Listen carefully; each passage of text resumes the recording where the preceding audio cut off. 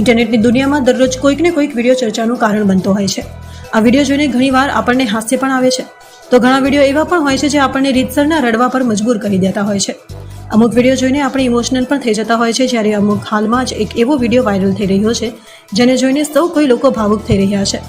Viral થઈ રહેલા વિડીયોમાં તમે જોઈ શકો છો કે બે બાળકો ઇલેક્ટ્રોનિક સ્ટોરની બહાર બેસીને ટીવી જોઈ રહ્યા હતા.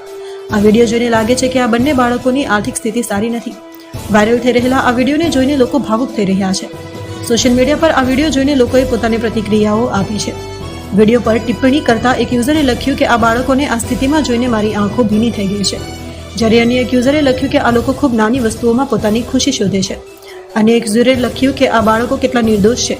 હું ઈચ્છું છું કે આ રેસ્ટોરન્ટ તેમની જ હોય. આ સિવાય અન્ય ઘણા યુઝર્સે આ વિડીયો પર પોતાની પ્રતિક્રિયા વ્યક્ત કરી હતી. જાણકારી માટે આપણે જણાવી દઈએ કે આ વિડીયો ફેસબુક પર શેર કરવામાં આવ્યો છે અને આ વિડીયોને 14,000થી વધુ વ્યૂઝ અને સેંકડો લાઇક્સ મળી ચૂક્યા છે.